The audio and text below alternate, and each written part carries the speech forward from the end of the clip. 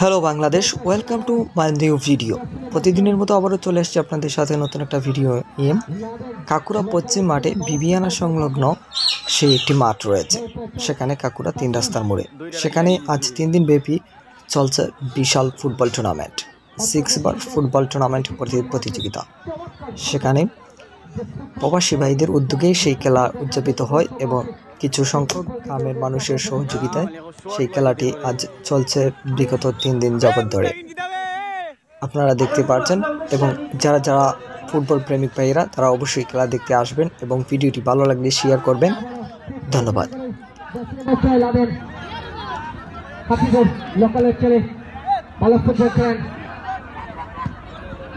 শেষ পর্যন্ত গোলকিপার ছিলেন ভালো ফুটবলার আরিফ, বল পেয়েছেন মুস্তাকিম চমৎকার ভাবে লাদেনের উদ্দেশ্যে বাড়িয়েছিলেন, কিন্তু লাদেন বলে লাগা নিতে পারেনি। লাদেন